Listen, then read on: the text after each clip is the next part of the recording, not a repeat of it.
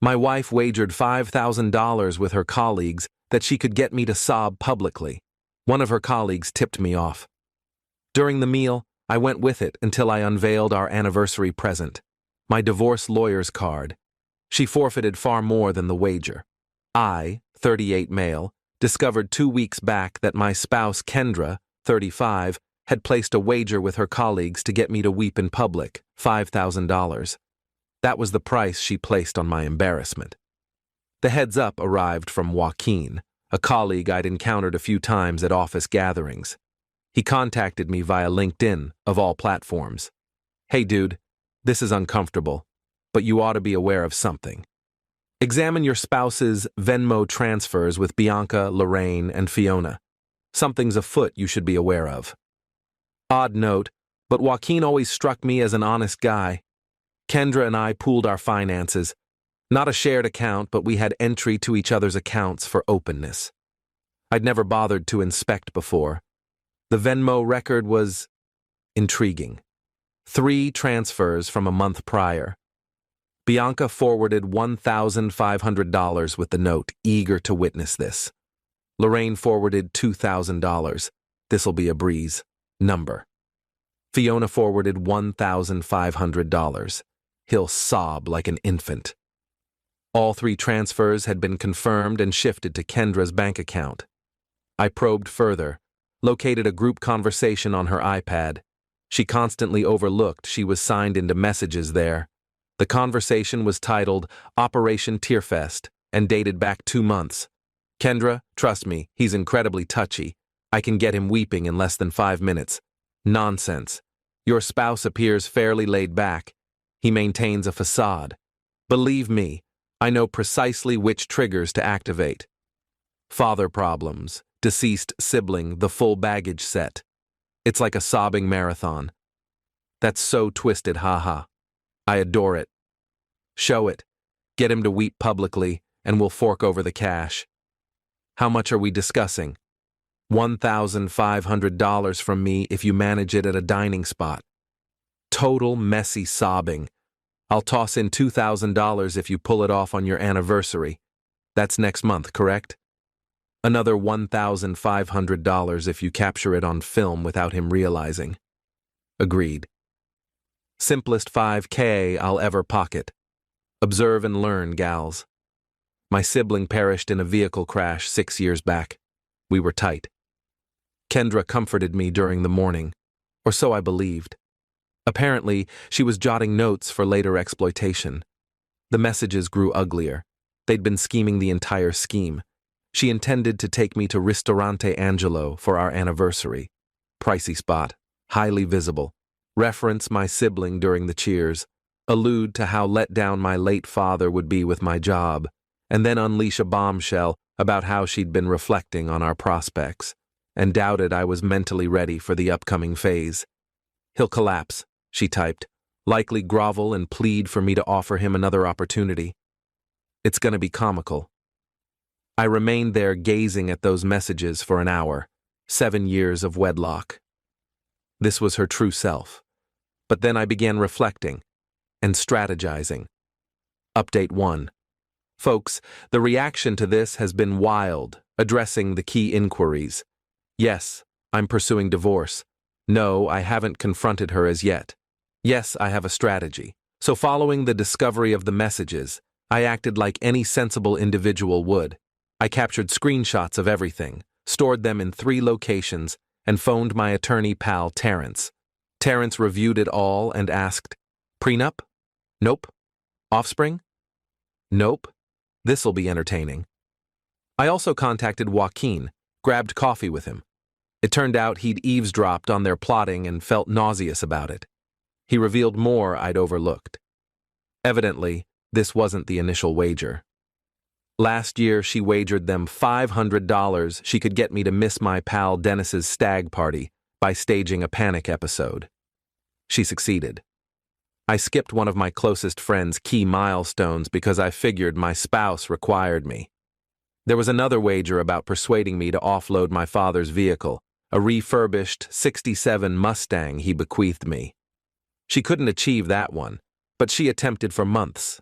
claimed it was impeding my grief processing. The anniversary meal was in 4 days. She'd already booked it. Had been showering me with affection all week, chatting about how memorable this anniversary would be, how she had a crucial topic to broach. I went along, said I was thrilled, that I had a unique surprise for her as well. She chuckled and remarked, "Nothing could surpass what I have in store. Lady, you have no clue." I devoted the following 3 days preparing everything. Hired a divorce lawyer, not Terrence, a genuine family attorney named Ms. Rodriguez, who focused on contentious splits. Set up my own bank account at another bank, cataloged all our holdings, archived 7 years of messages, emails, pictures, added a recording feature to my phone, one-party consent state. Perfect. The evening prior to our anniversary, Kendra was nearly buzzing with anticipation. She kept glancing at her phone, messaging the group. I caught her adjusting her phone's camera position while feigning selfies. "You appear thrilled about tomorrow," I noted. "Oh, honey, it's going to be indelible." She was spot on about that aspect. Update 2. The meal. Damn. The meal. We reached Ristorante Angelo at 7 p.m. Kendra donned this red gown she knew I adored. I sported my finest suit and carried a briefcase. She inquired about it. I explained it held her surprise. We took seats, and she promptly placed her phone against the wine bottle, lens aimed at me. "For keepsakes," she explained. The initial portion of the meal proceeded ordinarily, starters, casual chat. She kept guiding discussion to sentimental subjects, my occupation, my relatives, the horizon. I offered dull, upbeat replies. I could tell she was growing irritated. She glanced at her phone. The group conversation was likely questioning the absence of sobs. Then arrived the cheers. She lifted her wine glass. I was sipping water, said I was on antibiotics. "To 7 years," she commenced. "You know, I've been pondering your sibling quite a bit recently. Here it comes. It's so tragic he never witnessed the person you've evolved into. Though, I ponder what he'd view about your professional path. Recall how he constantly claimed you'd lead a firm by now? My sibling never claimed that. He was an educator, uninterested in corporate achievements. And your father," she pressed on, gaze fixed on mine. "He always desired grandkids by now, right? Must be tough realizing you've let both of them down." The pair at the adjacent table was observing. Ideal. She rambled for 5 minutes. Every distressing recollection, every doubt I'd ever confided in her, turned into ammunition and directed at my core. Her phone lens recording it all. I permitted my eyes to moisten slightly. Pro tip, avoid blinking and recall that moment where Mufasa perishes. She inclined forward, aiming for the finishing blow. "Ryan, I must be candid. I've been contemplating our prospects and I'm uncertain you're mentally prepared for the existence I desire. Perhaps we ought to think about—" "You're completely correct," I stated, interrupting her. She blinked. "What?" I rose, lifted the briefcase. The whole dining spot was observing now. "Ladies and gentlemen," I proclaimed, voice projecting, "my lovely spouse here has just provided me insight. 7 years back, I wed this woman believing she cherished me." Kendra's face blanched. "Ryan, take a seat. But affection doesn't wager $5,000 on getting someone to sob publicly, does it?" Gasps from surrounding tables. I retrieved my phone, displayed it to the space. The screenshots appeared on the display. "That's correct, everyone. My spouse wagered her colleagues Bianca, Lorraine, and Fiona $5,000 that she could get me sobbing tonight, exploiting my deceased sibling and father." Kendra rose, extended for her phone. I was quicker, seized it, and raised it. "Oh, were you filming this? For the wager?" I gazed straight into the lens. "Hello, Bianca, Lorraine, Fiona, relishing the spectacle. Hand me my phone. In a moment, first my anniversary present."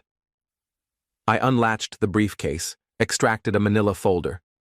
"Divorce documents, already submitted. You've been served." The dining spot was utterly quiet, save for one elderly lady who murmured, "Well done." Kendra hurled herself at me, attempting to snatch the documents. 2 servers intervened. She activated the tiers instantly. This is mistreatment. He's financially dominating me. He's attempting to shame me. Ma'am, the manager emerged. We're compelled to request you depart. I'm not leaving. This is my anniversary meal. I extracted another paper. Actually, the booking's in my name, and I'd like to adjust it to a solo table, if you please. As security guided her out, she yelled, "You can't divorce me. I'll claim everything. My father's an attorney." "Your father's a property attorney," I shouted back. "Ms. Rodriguez devours those for breakfast." I settled back, ordered the priciest steak on the list. The elderly lady who'd commented earlier dispatched a bottle of champagne. "For your liberation," the server noted. I forwarded the video from Kendra's phone to myself, then messaged the group conversation. "Wagers void," she forfeited. Then I obstructed everyone and savored my meal. Update 3. The consequences have been magnificent. Initially, Kendra erupted on social platforms, shared across sites that I blindsided her, shamed her, and was abusive. Regrettably for her, 3 patrons at the dining spot had filmed her outburst on their devices. The clip spread rapidly in our neighborhood community Facebook pages. Title: Lady places wager to demean spouse, forfeits it all. Her colleagues swiftly distanced. Bianca, Lorraine, and Fiona all asserted they were merely jesting and never intended it to escalate. Their Venmo transfers indicated differently. Then arrived the remorse campaigns. Her mother Agnes phoned me weeping about how I'd demolished her little girl. "Your daughter wagered cash on mentally tormenting me. She was merely enjoying with pals." Enjoying? She exploited my deceased sibling as a tool for cash. You're overly delicate. And you nurtured a sociopath. Farewell, Agnes.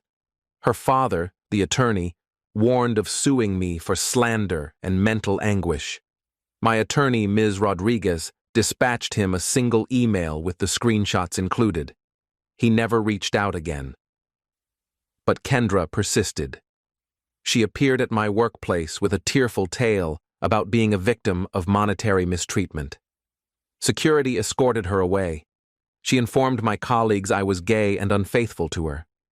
Choose a direction, Kendra. She phoned my mother alleging she was expecting. She wasn't. The intensification climaxed when she forced entry into my apartment, still possessed a key I overlooked, and wrecked my gaming rig. Joke's on her. I had tenant's insurance and the surveillance video of her committing it. Criminal accusations were lodged. Then the true arrogance emerged. She dispatched me a bill. A bill.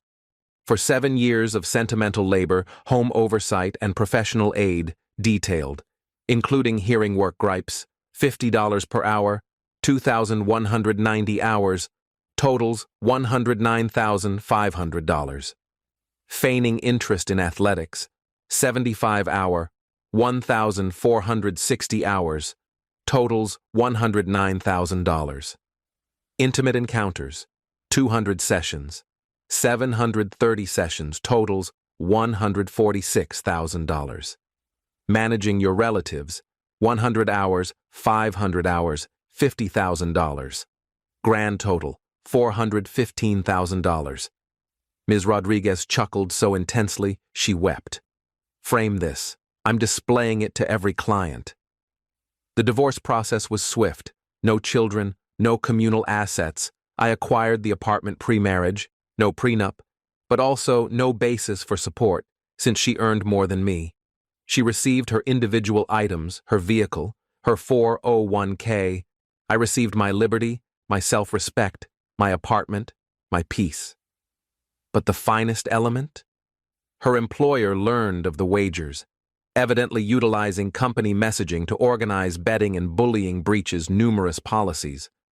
All 4 of them were dismissed.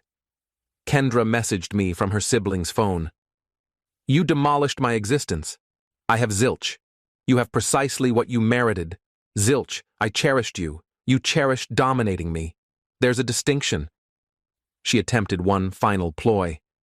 "I'll end my life if you don't accept me back." I dialed 911 for a welfare check, and relayed the message to her relatives. She was confined for 72 hours, evidently recounted the entire tale to the psychiatrist expecting pity. The psychiatrist suggested prolonged counseling for narcissistic personality features. Final update. It's been 2 months since the dining spot episode. Time for the concluding update. Kendra's existence utterly collapsed. Following the job loss, she couldn't cover her apartment, relocated back with Agnes and her father. Agnes phoned me last week imploring me to assist her in recovering. She absorbed her lesson, Ryan. She's remorseful. Is she? Or is she remorseful she was exposed? Does it count? Yes, Agnes, it counts. Meanwhile, the 3 colleagues faced their own troubles. Bianca's spouse discovered the wagers and learned she'd done comparable acts to him. Divorced Lorraine faced a lawsuit from another ex-colleague for office bullying. Evidently, the wagers extended beyond partners. Fiona's betrothed canceled their nuptials after viewing the widespread clips. Joaquin contacted me last week, informed me Kendra had submitted to his fresh employer under her maiden name. He ensured HR grasped the complete narrative. She didn't secure the position. The most amusing turn? Kendra launched a blog titled Surviving Narcissistic Mistreatment, where she attempted to depict herself as the sufferer. Someone located it and shared all the screenshots in the remarks. She erased it within 24 hours. Latest word via the rumor mill, she's employed part-time at a mobile phone outlet. Still residing with her parents at 35, attempted to initiate another wager with her fresh colleagues regarding a patron. They alerted management, attends dates, and they inexplicably always vanish after searching her name. Agnes and her father are in counseling attempting to comprehend where they erred. As for me, I'm in counseling addressing the disloyalty. Appropriately, not as material for someone's amusement. Began dating a lady named Celeste who views the entire tale as karma in its prime. My credit rating rose 50 points simply from disassociating with Kendra anymore. She was dreadful with her credit cards. Dennis, whose stag party I skipped, purchased me a beer and remarked, "Dude, we all recognized she was poisonous. We were merely awaiting you to notice. You could have mentioned it. Would you have heeded?" Valid observation. The divorce concluded last week. I anticipated feeling something, sorrow, fury, remorse. Instead, I felt liberated, like I'd been suppressing my breath for 7 years and could at last breathe out. Kendra dispatched one final email yesterday. "I hope you realize what you discarded." I replied, "I know precisely what I discarded. A scheming, vicious individual who wagered cash on my shame. Finest $0 I ever invested." She responded, "You were meant to sob." I did. Tears of delight when you departed. She obstructed me.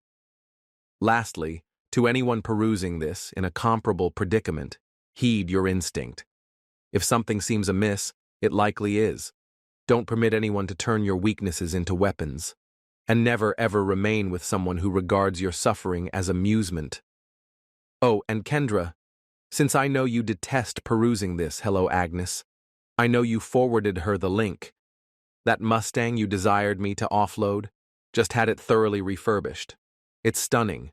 You would have despised it. Edit. Cease inquiring about the dining spot clips. The individuals who filmed them didn't share them openly, respecting my privacy. The Facebook talks sufficed. Edit 2. No, I won't disclose Kendra's surname or social platforms. Let's not turn into the issue we're opposing. Edit 3. For everyone asserting this is fabricated because no one would be that foolish. You've evidently never encountered someone with narcissistic personality disorder. They truly believe regulations or repercussions don't pertain to them. Edit 4. Ms. Rodriguez stated, "I can distribute this. If your partner is organizing wagers about you, record everything. Timestamps, screenshots, audio if permissible. It's not suspicion if they're genuinely aiming to harm you.